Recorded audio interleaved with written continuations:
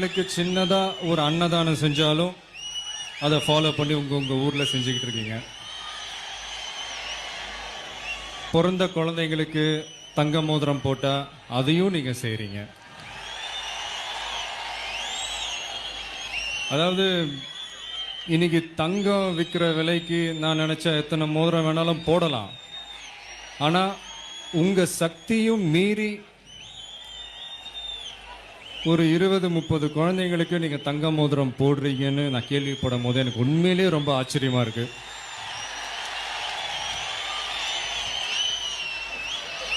என்னுடைய பிறந்த நாள் அன்னைக்கு கிட்டத்தட்ட 50,000 பேருக்கு மேலே ரத்த தானம் செஞ்சுருக்காங்க.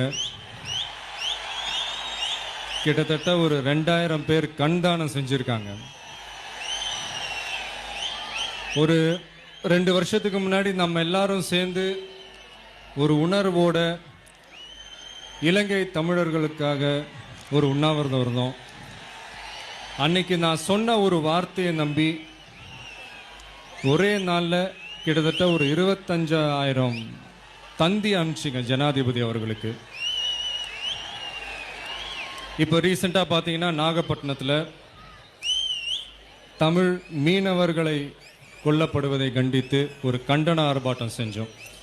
தமிழ்நாடு முழுக்க மூலை முடுக்கிலிருந்து நீங்கள் எல்லாரும் வந்து அன்னைக்கு பெஞ்ச அந்த மழையை கூட பொருட்படுத்தாமல் அந்த மழையில் நின்று நீங்கள் எல்லாரும் குரல் கொடுத்தீங்க.